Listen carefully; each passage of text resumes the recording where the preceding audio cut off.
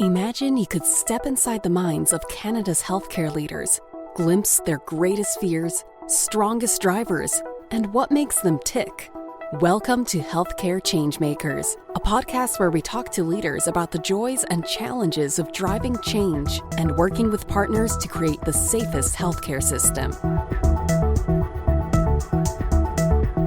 Hey listeners, it's Philip D'Souza here, Director of Communications and Marketing at HIROC.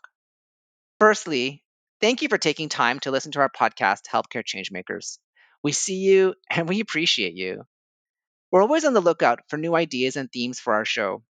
And we noticed you really loved our episode featuring Krista Jangard and Catherine Woodman from the IWK Health. That episode focusing on the unique dynamic between healthcare leaders and their boards.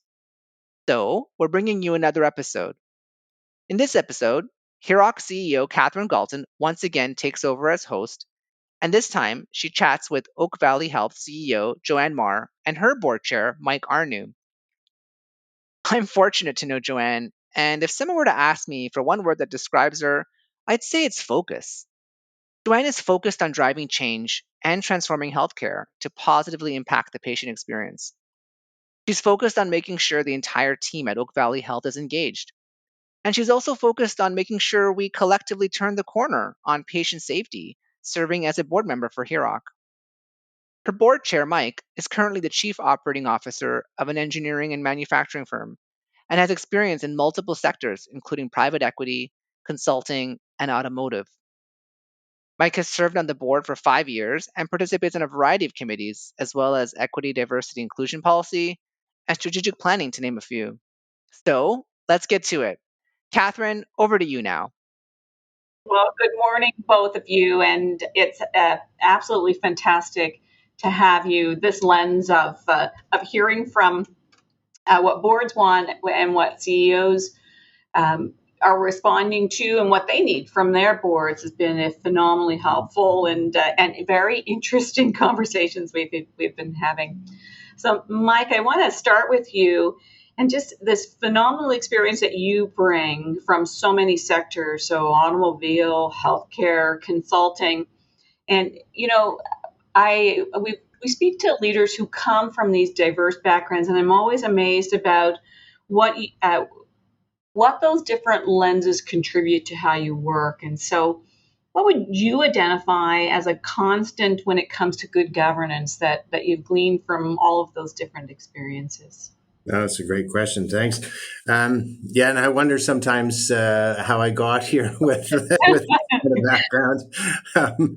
But I think the key constants, I would say, are balance and perspective. I think good governance ensures that management's empowered by the board with a very clear vision and based on balanced and broad perspective of both the organization and the market, in this case, our community. And I think that's true for any sector, really. It's really just trying to bring together different viewpoints to better inform your decision making. I've been studying a lot about governance, and so much of it speaks about this relationship between the board and the CEO, with this sort of heavy focus on it's not a friendship, and yet it's not a war either. Exactly. It's not a war, right? And so this piece around how you exercise this kind of great due diligence as a governor at the same time as having really collegial relationships, I think seems to what you're thinking about. I don't know what your comments on that might be. I think that's very true. I think having that balance between enough challenge and enough collaboration. I mean, you want to push the issues to make sure that both sides are seeing all aspects of sort of where you're at. And so I think you're right. I think it has to be collaborative. But it also has to have that element of challenge in it as well. So with all of that and all of these experiences, what compelled you to be a board member at Oak Valley Health? Years ago, my wife had a business that was run through Markham in the respiratory side, and so that was sort of my first connection to the hospital. And then I think, like most board members, the idea was to try and give back to the community and hopefully a little bit of expertise and some perspective. And really, I think what attracted me specifically to the hospital, Oak Valley Health. At that time, it was Markham Stovall and Uxbridge, and really, I think it was the attitude that I saw within the leadership and the people that worked there, all of the staff that I had interacted with, and yeah, it was very collaborative, very congenial, but very professional, and so definitely attracted me to the hospital. You speak about this a little bit, but I'll reiterate in my experience is this perspective that we would otherwise be missing without our boards, and particularly about the background that you bring. So thank you very much for doing that, and I'm sure Joanne will share that. And Joanne, we are and our listeners are so fortunate to hear from the two sides from you today, and as we've said, they're certainly not divisive sides. But you have a unique experience as both the CEO at Oak Valley Health, and you're also a board member, for example, sitting on HIROC's board. What are your thoughts on good governance, and what does it mean to you as a CEO? Thanks, Catherine. And yes, good governance, absolutely. I think focusing on the principles of good governance is so important. And, that means things like understanding the difference, of course, between governance versus the management role, and staying in those lanes as much as possible, but also understanding that sometimes those lines can blur.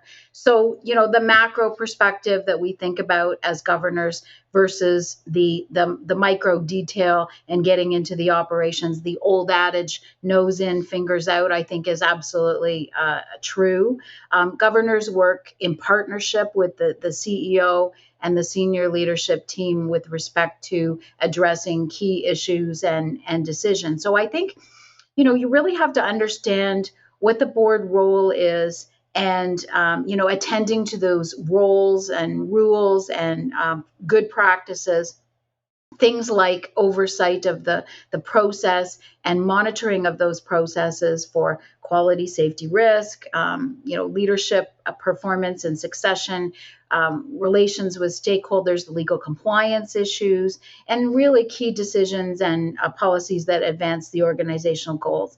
And so what then does the board need to know about and understand? What discussions do they need to engage in? And really trying to work that dynamic, no matter, which side you're sitting on, management or board. And this is something that Mike and I are always talking about. We're trying to find that balance that you referenced earlier by putting ourselves in each other's shoes. And I think it requires practice, it requires patience and understanding. But I think that's really the secret sauce. Thanks, Joanne. And you really touched on something that I think, both you and Mike would bring a perspective to, because of course in your respective organizations, so you come to boards with experience in very senior leadership in your organizations, and I can imagine that when you take that away, your lens as board members actually contribute to then how you interact with your other boards.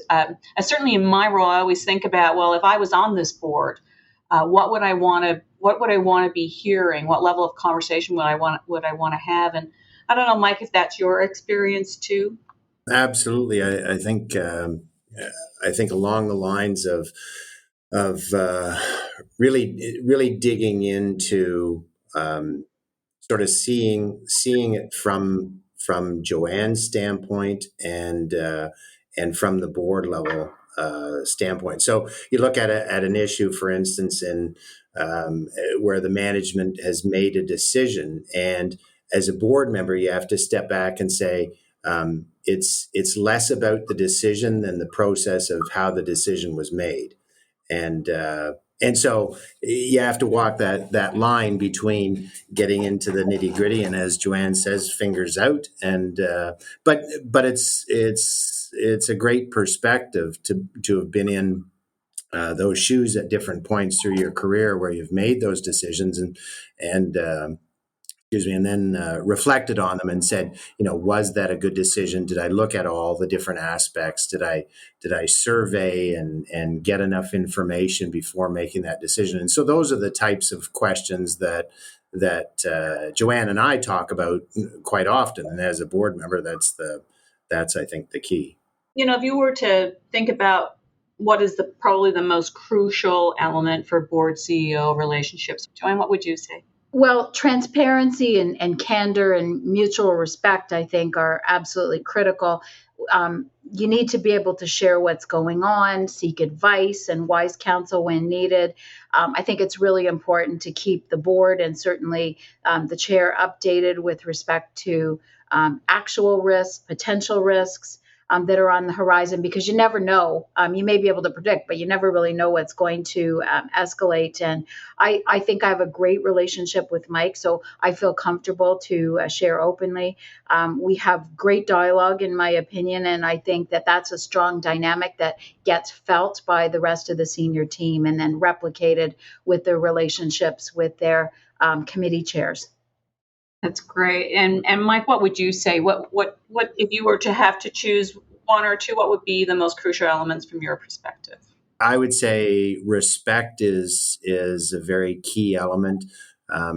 Really respecting sort of, and as Joanne mentioned before about sort of staying in your lanes and respecting her experience and her role. I mean, we're there to challenge, but really to support and respect that she's got great experience and undoubtedly more knowledge about the specific situation than we could ever have. So I think that's the first one, and then I think the second one would be trust. You have to trust, and it's a little bit of that candor and transparency that Joanne mentioned, because you have to trust that you can share the good, the bad, and the ugly. Because if you don't, then you tend to get in a relationship where you're hiding things or telling the board what they want to hear, and you have to be able to share those detailed issues. It's interesting. We talk about in relationships between leaders and those they work with, or this idea that you always make the assumption that the person's coming from the right place. It may not be translating as you'd like it in this moment, but that someone's coming from the right place. And I think your focus on trust really brings that to bear in our conversation. Absolutely, Mike. If as a board member, and in chairing a board, what are boards looking for from their CEO and leadership teams? I think there's a couple of what I would call would be must-haves. I mean, good, probably great reporting. The level of detail needs to be there, but simplified and clarified, because you recognize that the board has many different people from different backgrounds, and they might not all have the same sort of skill set in terms of whether it's finance or operations or quality or safety or whatever the issues are. So having great reporting is really key. I think open communication and really being thoughtful in what information is shared and how it's shared, how the reporting goes, being open to questions and queries. And having, as Joanne mentioned, a little bit of patience, because, people come from different backgrounds. And so having that extra element of patience is really important. Some of the questions you might wonder if you've already answered them or provided lots of detail. And so Joanne and I have lots of conversations about those questions prior to, what could come up, what might arise, how do we tackle this if it comes up, and I think that's really what boards expect out of the CEO, is that strong preparation and good open communications with them. Joanne, I've made myself a bit of a student in relation to how you work with boards, and you've given me some great advice and tips over time. What advice or tips can you share with our audience today in relation to working well with boards? I think getting to know the board members by touching base with some degree of regularity is really helpful. In particular, the officers and the committee chairs.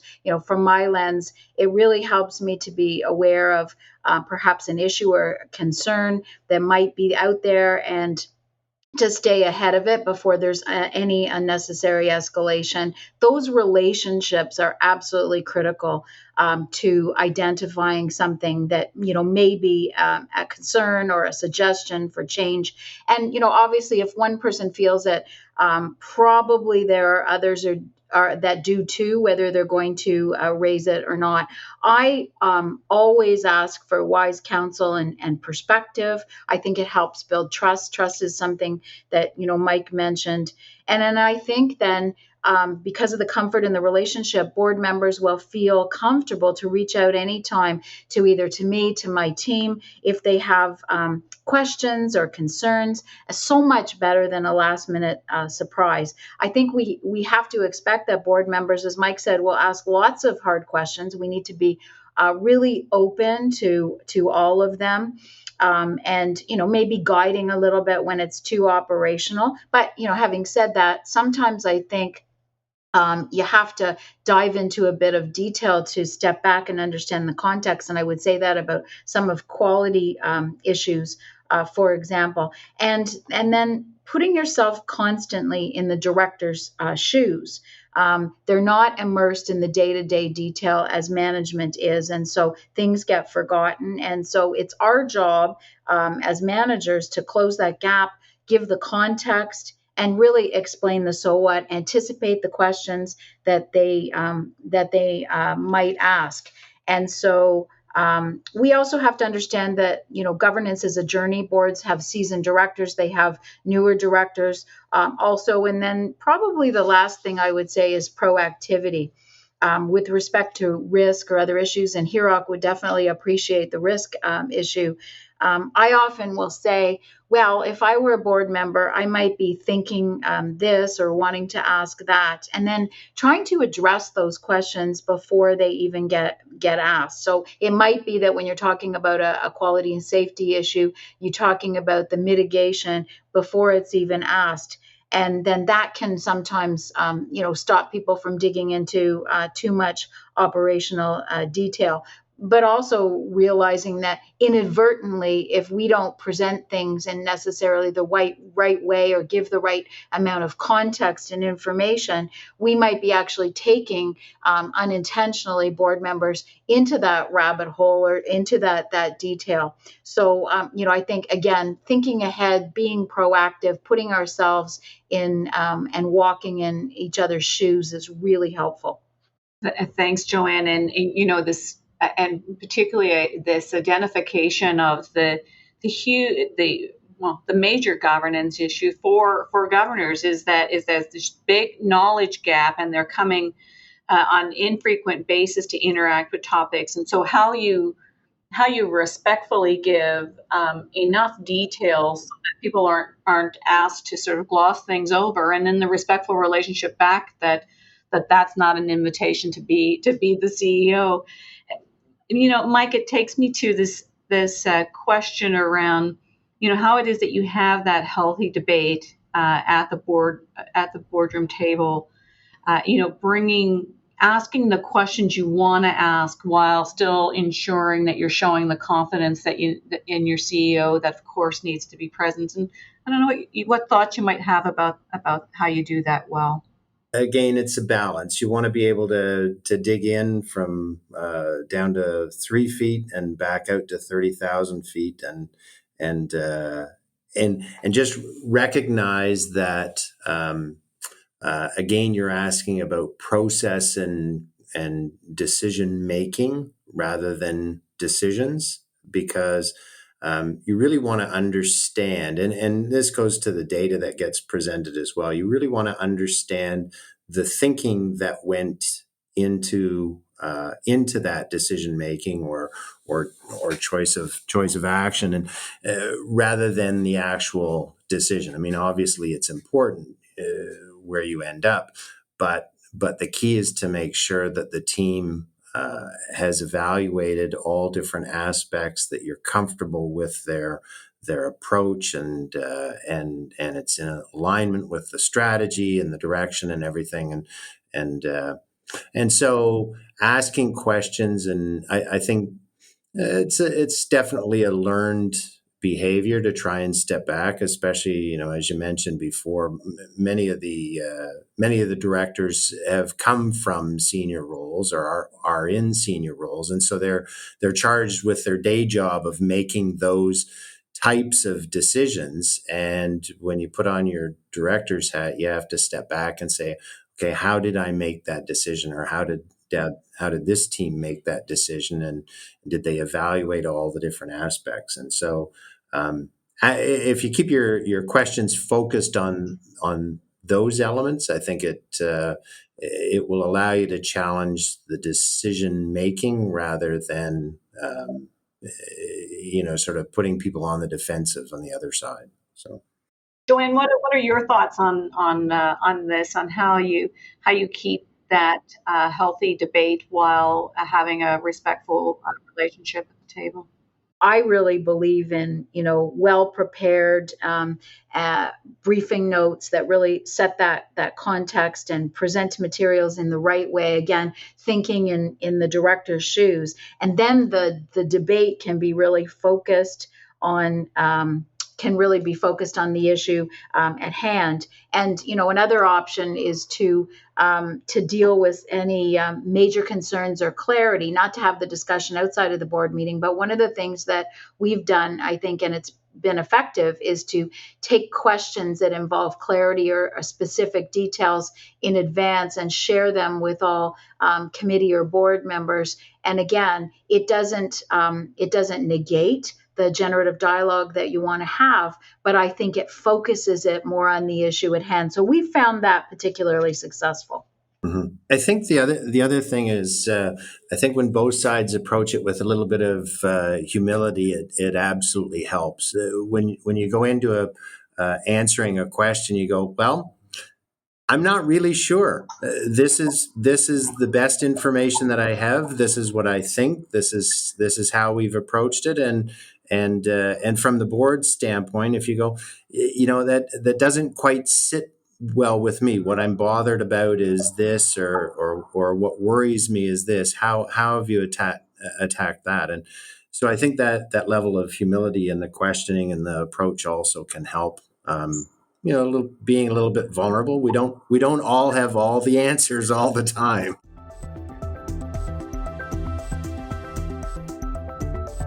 You mentioned, CEO and board chair should meet up, have some kind of cadence, some kind of, regular conversation. And for emerging leaders out there, or leaders who may not flex this muscle, I guess for them, what advice would you give them to create an agenda for this weekly meetup? Like, what should they be talking about?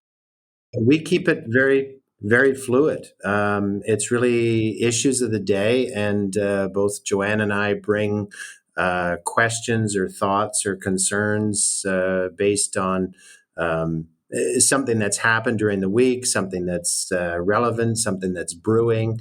And because, of course, there are so many other meetings and committee meetings, as well as issues that appear in, certainly in both of our worlds, that we keep it pretty fluid. But I think we do make sure that we touch base pretty much every week, and sometimes more than that. And so I think just really the regular cadence is important, because you've got to have enough time to let some of these issues digest a bit and consider them and mull over them before, as you bring them forward. I would just add, although I think Mike covered it really well, we do use an agenda, as he indicated. It's quite loose, but I think we do attend to, debrief on, education sessions, committee meetings, board meetings, both, previous and upcoming, so that we're really, talking about, governance practices, issues. What could we do better? What could we do differently? All the time. I think that's important. And then key issues of the day and strategic priorities. I think we do make it a point to talk about those things. Otherwise, I think if you're too loosey goosey, then you might miss out on, some key things and practices that I think are really important to, to drive that conversation. So, we do that, I think, pretty diligently. No, that's good. And Catherine, any last points from you on that? The thing that comes from both Mike and Joanne's conversations, though, I would say is that it's not about the CEO delivering information to the board chair. It's partly that, of course, and it has to be, but it shouldn't be exclusively that, because part of these things are how you actually build relationships for future meetings, for future things you need to do together. And so, for example, you might think you don't need to have that meeting in a week when you've had, 6 board meetings. And in fact, it's probably a really crucial time to do it, because when you're sharing impressions with each other on the general cadence, in your word, Philip, about how things need to go, as opposed to it being an information dump session. Certainly there is sharing of information, as there should be. And I think Joanne's advice about having an agenda, even with the acknowledgement that it should stay loose, is very good advice.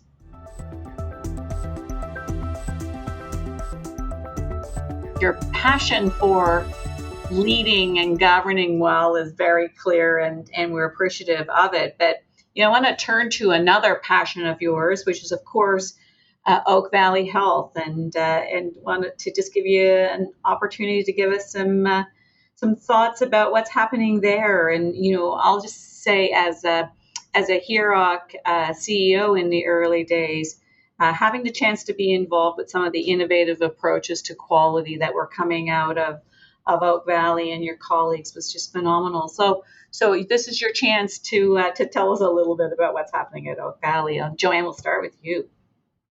Thanks, Catherine. So a lot happening at Oak Valley for sure. Recently, we had approval to rebuild our Uxbridge Hospital site, which is critical for the future development and growth of the Markham campus too. So very exciting. We just finishing up our master planning activities. We have major developments planned for both campuses, and to support longer term clinical planning work. And we also did, through the pandemic, we've leveraged our Ontario Health Team work to support our outreach efforts, to support, long-term care and congregate settings, as many hospitals did. And we worked very closely with primary care. So this whole envelope of community care and home care, which is rapidly expanding, is very much a part of our future planning and growth. We've also got some really interesting community engagement work on the horizon that's a bit novel and different to respond to what we have, particularly surrounding the Markham catchment, a very diverse community. And also we're gearing up in the next year to start work on our next strategic planning cycle. And of course, like everybody else in healthcare, health human resources is as a key priority, looking for innovative and different ways to attract and retain top talent. Huge. No shortage. You're not twiddling your thumbs, as we say in Newfoundland, for sure. We're not. And Mike, your thoughts on this? Yeah, no, I think Joanne's covered a lot of the different issues. I would say that we've been very fortunate, I think, with Joanne and her leadership team to have moved just a ton of different initiatives forward, despite being embroiled in the pandemic for the last or 3 years, and so I think it's put us in a great position.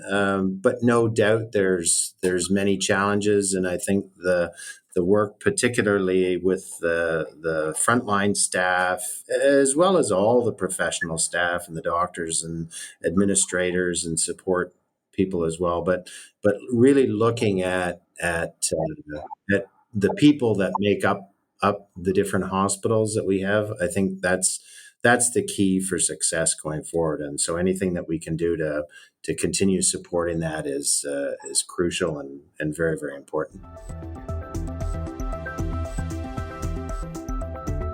This is now the easy part of the interview where we get to let the audience get to know you a bit better. And so consider this our lightning round.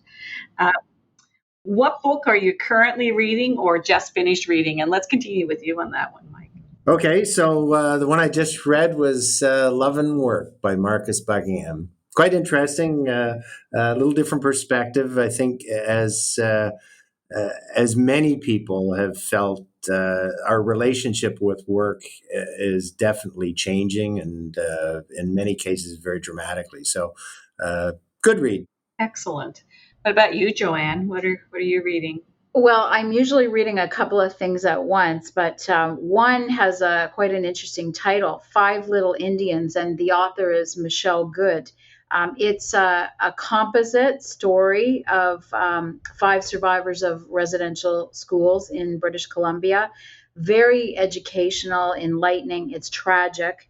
And I think it corrects a lot of misunderstanding, misinformation, and inaccuracy, and sheds a lot of light on a very timely issue, but in a very entertaining way. Excellent. I'm in the midst of it as well, so we'll have to chat at some point. Joanne, your first job ever? Well, aside from post-basic education, I worked as a staff nurse, but my first job ever, other than, 1 or 2 day jobs as a poll clerk and those types of things, was as a lifeguard and a swimming instructor, which actually I think had a lot of relevance to the work I did as a frontline nurse. Perfect. And what about you, Mike? First job ever? I was a server at the Dairy Queen, the little local Dairy Queen up in North Bay. Yeah. Mike, what do you do to unwind outside of your work day? I cycle quite a bit. I'm a big bike rider, and mostly on the road, but a little bit of off-road and some gravel stuff now, and lots in the wintertime as well. And I play acoustic guitar. I took it up when I turned 50, and yeah, it's been great. Yeah, I think it keeps you your mind active and learning, and yeah, it's a good way to unwind for sure. Joanne, what do you do to unwind outside of a work day? So love the cycling too. We always share that, but I like to be outside, go to the gym or work out in my basement, and be on the water, in any way for sure. And you might get a chuckle out of this, but after probably 15 years of never watching TV, during the pandemic, I got addicted to Netflix.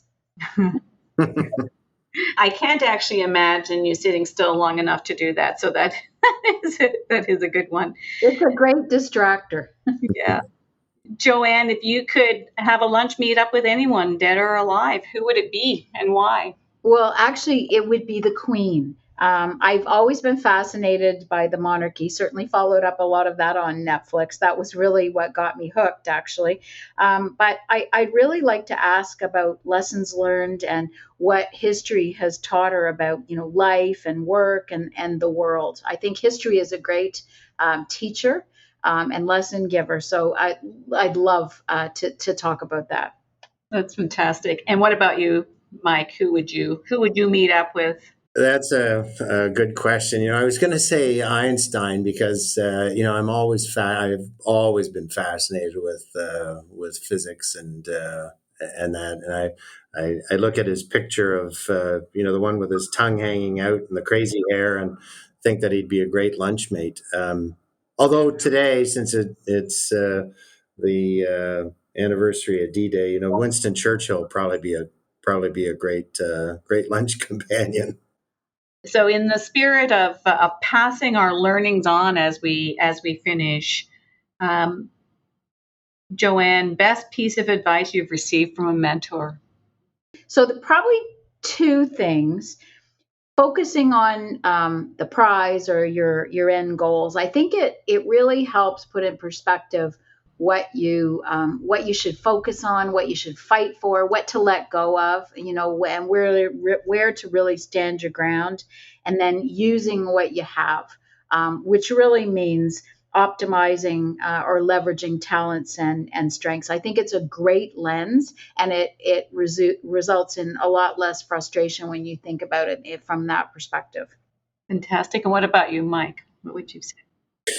I think mine would be arguing over things that really matter. Quite often, and I mean, you see this time and time again, is that people dwell in the past, and I mean, I beat myself up over past decisions as well as anybody, but it's so easy to get mired in that and not look forward. And so I think when you're gonna take a stand or make an argument, make sure it's worthwhile. Life's too short. I agree.